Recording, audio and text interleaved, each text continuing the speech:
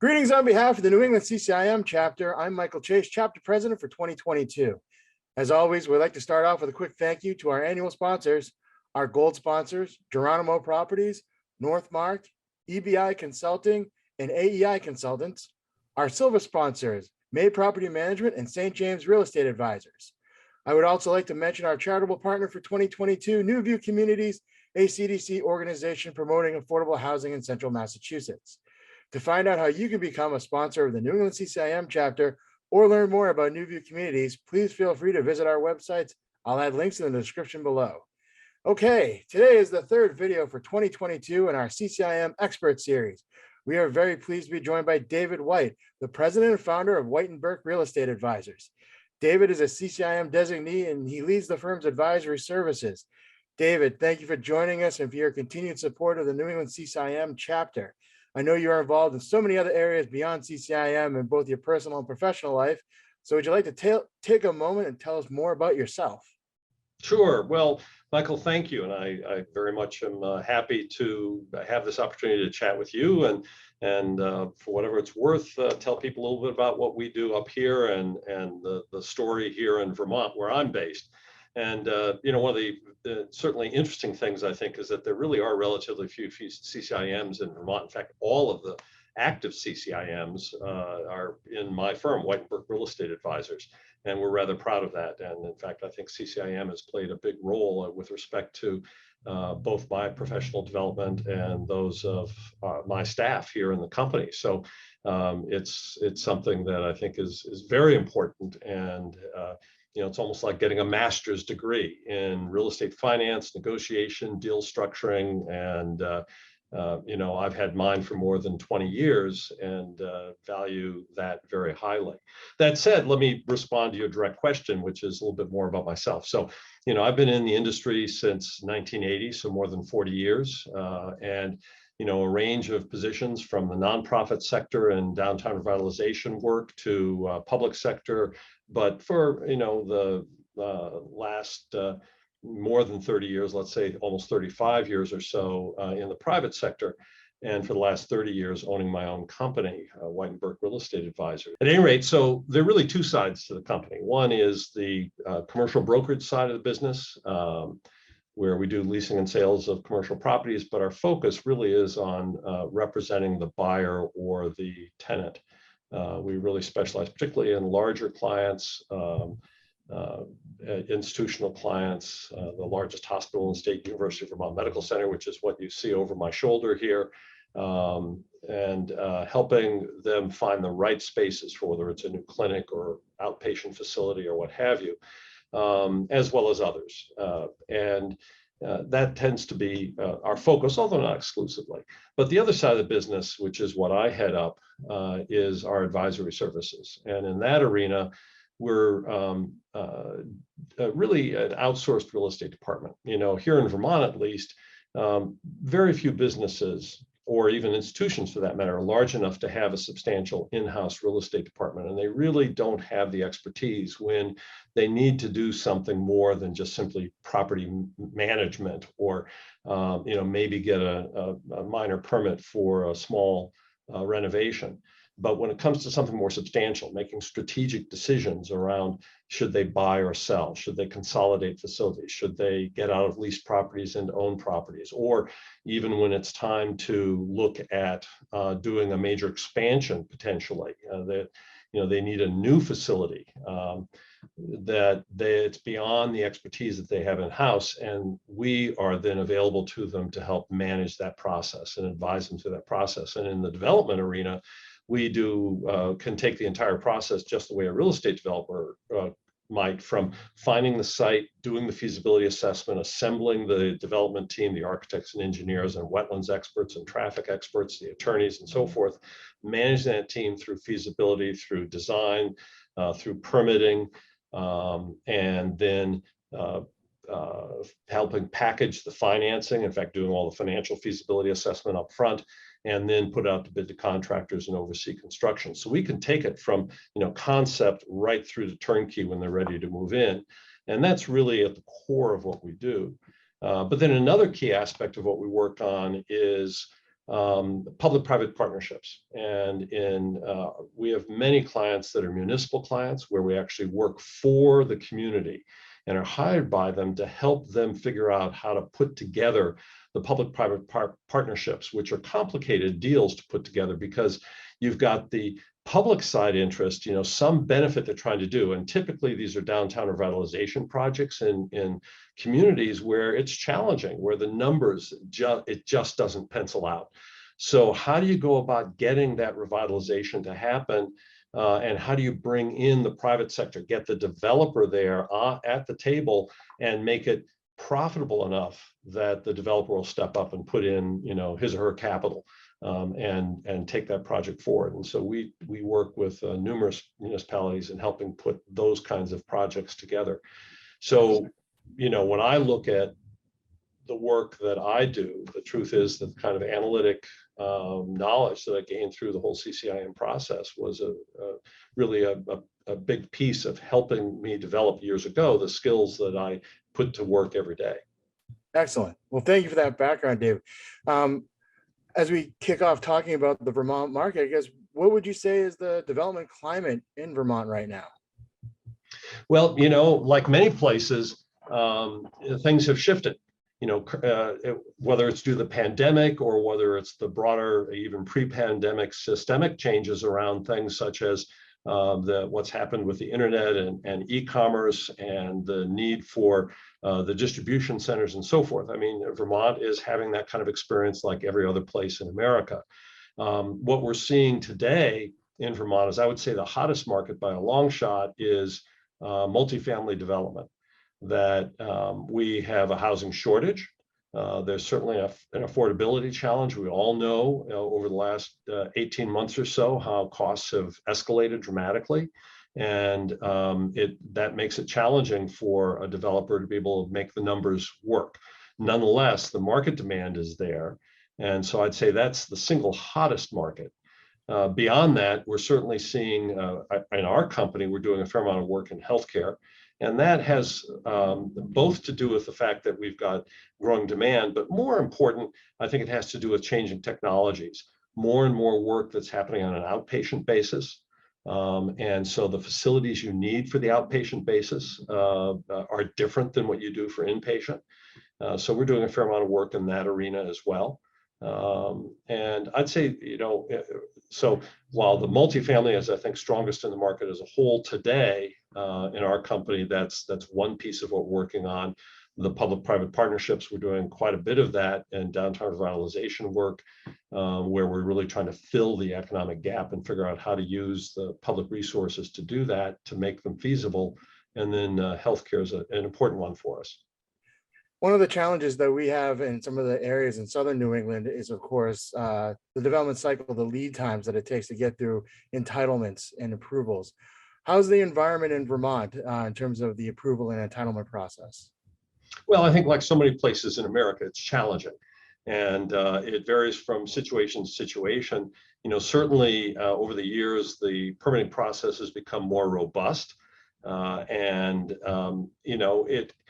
It can be unpredictable, as I think it can be in many communities. It depends a lot on whether there is, there's a reason why, whether it's a neighbor or a competitor or, an environmental issue that the developer didn't anticipate that can really stall things. That said, it's perfectly feasible for a well-designed project to get permitted and move forward. But yes, it takes time. One needs to take it seriously. And I think the days when you could come in and just say, hey, I'm going to do this project and expect to get your permits in 3 months. No, that's not going to happen. You need to make sure that you've planned your project well and allowed the time to get through that process. But that's certainly one of the things that we specialize in for our clients. So we're well known for managing the permit process because, let's face it, part of the permitting is meeting the regulations. And I suppose in theory, one should anticipate that that's all it means. But let's face it, the permitting process is not just a legal and regulatory process, it's a human process. And so how you go about designing the project and those extra things that perhaps you do in order to make it more interesting or acceptable to the community, and how you talk about it when you present it. You've got to be absolutely truthful. You can't, try to BS people. That will not work. But you can talk about it in ways that they're more prepared to really listen and be receptive. And so, that's all about the human side of the process, and that's just the reality of how it works. So that's a key piece of something, service we certainly provide. And I think one of the asset classes that you talked about was technology and lab space. Lab space being one of the hot asset classes, certainly in the Boston area.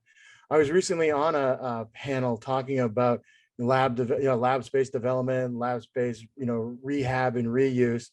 And one of the topics that came up was how certain communities don't necessarily have the infrastructure, particularly access to the extra water that might be needed for that type of use. And that's why we see it more often and not in certain areas, but not in other areas. We don't see it as readily developed. So are there infrastructure challenges in areas of Vermont that you're seeing, or are there needs for infrastructure in certain areas of Vermont in order to take advantage of some of these new asset classes that are hot asset classes right now?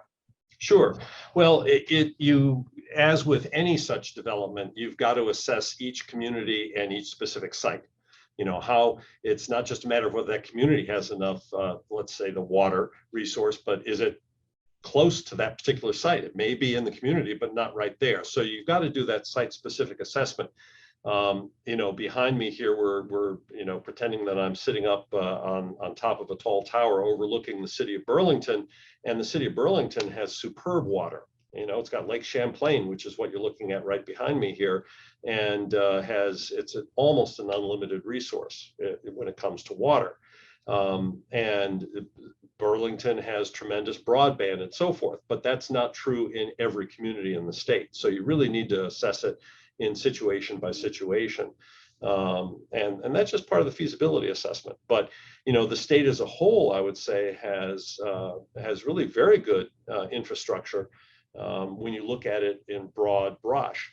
And, not every rural road, which we have quite a few in Vermont, has broadband, but the truth is that broadband is statewide, and that we've got really an astonishing amount of digital businesses that are developing out in the hinterlands around Vermont that you hear about from time to time. Whoa, wait a minute, that's off on a dirt road somewhere, but there's broadband there. They can do it remotely as easily as somebody can, sitting in Silicon Valley or Route 128 around Boston. It's so that you just have to assess it on a site-by-site basis, as you do with any project. No different here. And you mentioned, one of the hot button topics, of course, is supply chain and rising costs. How are you seeing developers or owners overcoming challenges of increased costs to their developments, or add additional labor costs? How are they closing that gap? Any interesting strategies that you're seeing being deployed? Well, I wish I knew the silver bullet, as I think every developer wishes, that they knew the silver bullet. It really is, once again, case by case. Are you in a market that will absorb those additional costs or not? There aren't, I think, certainly you can do value engineering with any project, and you can make the decision that there are going to be some things that you'd hope to do that you won't do, whether they're extra amenities or what have you. And obviously, as with any development project, that's a judgment call. Are you losing more than you're gaining financially by cutting something out, or, but I think it's just perhaps sharpening the pencil a little bit more, being a little bit more careful about the choices being made design-wise. Maybe there are somewhat fewer corners in the building because every corner costs a little bit more, and simplify the design in order to just incrementally cut back on those costs. But some markets for certain uses will do it. Let's face it, one of the cores when you think about, let's say, industrial development, is that it's not really fundamentally the project's not being built on the basis of trying to make a profit off the real estate. It's being driven by the operating business.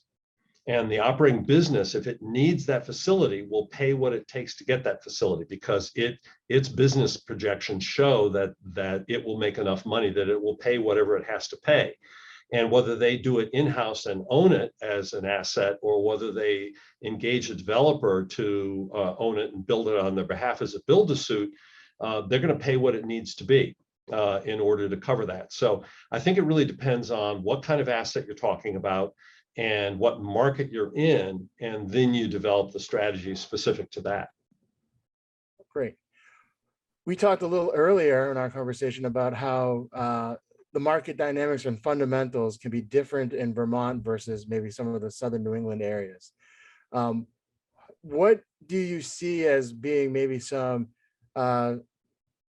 key differences in the development arena for a developer looking at a potential project in Vermont versus maybe something down in southern New England? Well, I think it depends a lot, again, on each specific market. I mean, even in Vermont, where I'm based in the Burlington area, which is within Chittenden County. So the greater Chittenden County area is a growth area. We're seeing population growth where there's excellent demand for a range of different facilities.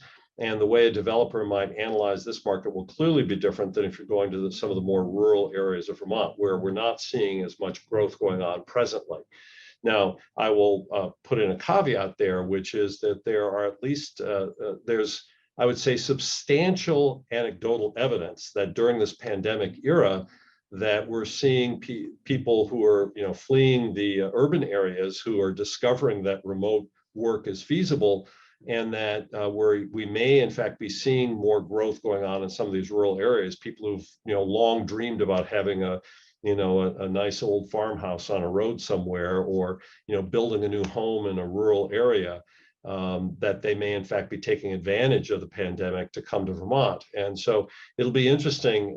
I'm a little bit sorry that the pandemic came just after the most recent census, so we don't really have the data right now, but there's some indication that that's going on. So putting that aside, the way you analyze a market here is no different than any place else. You just have to look at demand. In some areas, there simply is not going to be the demand for the broad range of things, whether it's office or industrial, that there might be in other areas. And so it really is opportunity by opportunity, market by market, just as any place else. It's not that different when you get right down to it about how you go about looking at things. I will say it's different in the sense that it is, the communities in Vermont are very personal and very local, and I'm not quite sure how to phrase it, but that you need to know what that community is like. Everybody knows each other.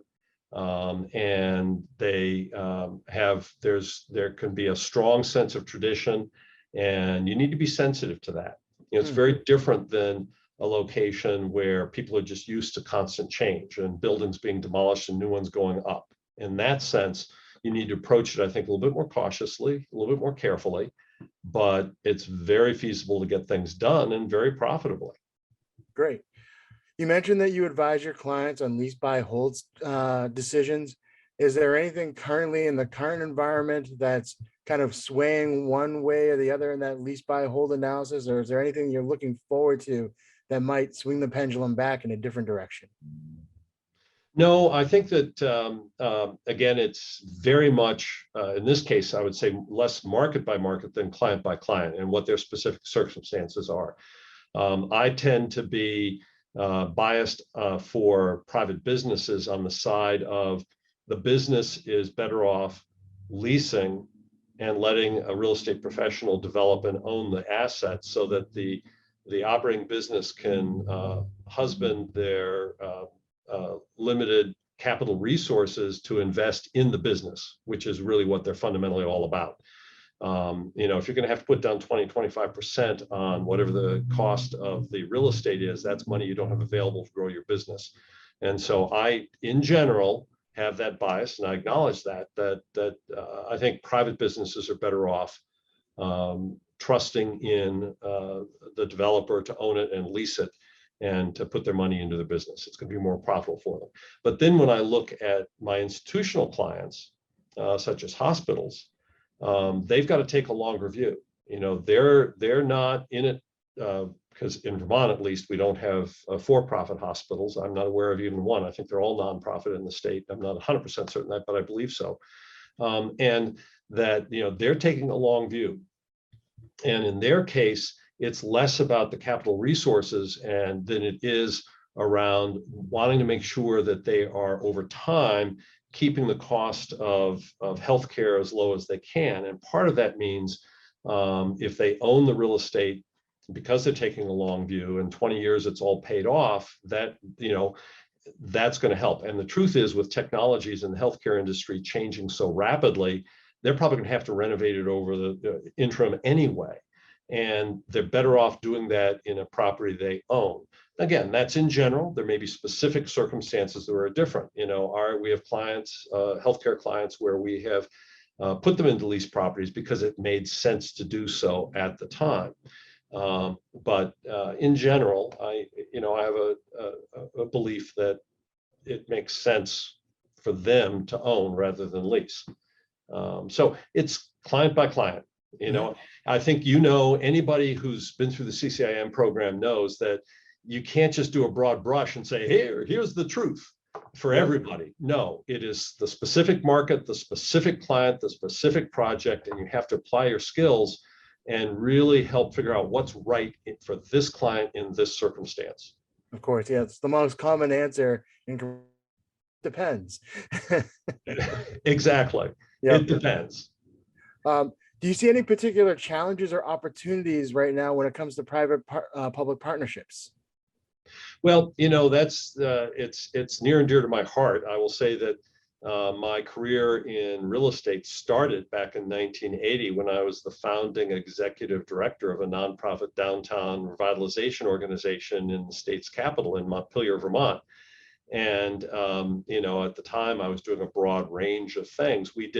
We helped recruit new businesses. We did festivals and events. We organized retail promotions for the downtown retailers, but we also helped property owners figure out not just how to fill space, but how to get funding and to finance renovations for the buildings. And I discovered I loved the real estate side and loved the finance side. Truth is, I hated the festivals and events. Oh, don't ever ask me to do something like that again. Not my thing. As much as I value them and think they're important, it's just not what I want to spend my personal time on.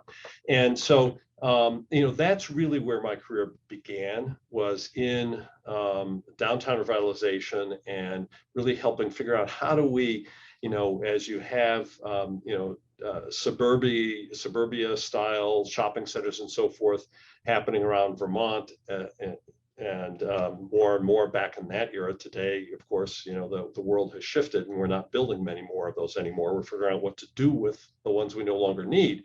But so that, you know, fast forward to where I am today, and I'll say parenthetically, I have a master's degree in community economic development. So it really is all about how you foster these sorts of things. And while I have many private sector clients, that public sector side of things is really a core part of where my heart is and my motivation. So when you get to public-private partnerships, you know, the challenge here is that many projects in many parts of Vermont don't pencil out. If it's going to cost you, pick a number. Let's just to be simple, let's say it's going to be $200 a square foot to build something. Its appraised value in that market after it's constructed might be 150. So you start right off the bat, you know, $50 behind the 8 ball, and developers say, no, why would I come into that market? I can't make any profit. And yet the community looks at it and says, we need that new building. We need, whether it's multifamily or whether it's office or whether it's mixed use or what have you. And we don't want our downtown to simply be moribund. We want to stimulate it. So, you know, in today's world, there are a lot of tools out there, whether it's new market tax credits, opportunity zones, whether it's municipal bonding. Here in Vermont and in many states, there's tax increment financing. We happen to have set up, my firm has set up 7 of the last 8 TIF districts in Vermont. And it's all those tools, along with many others I could get into, but probably more, I don't want to get into the weeds that much in this conversation. All those tools are available to figure out, okay, how much public subsidy do you need to bring to the table so that the project becomes profitable for a developer, profitable enough that the developer is going to step up and put their capital to work and their energy to work to get this project built, but not so much that you're just putting extra money into the developer's pockets. And that's tricky, and that's where again the CCIM skills come into play. It's understanding the numbers well enough that you can do your own pro forma, do your own development budgets, that you can review the developers' budgets, and to take a look at all of those things, because this is a partnership. The developer, you can't do a public-private partnership without full disclosure of what all the numbers look like, an open book approach, because the municipality, if they're going to be putting money into this deal, is going to be a partner just like any equity investor would be.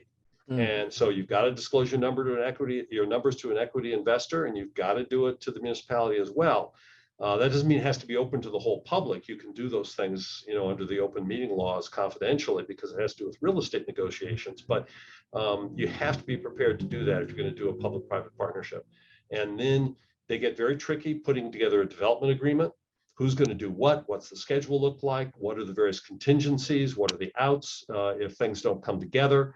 And so forth and so on. But we've been very successful, done many, many, many millions of dollars of projects scattered here and there around the state of Vermont that have made a big difference in terms of the communities.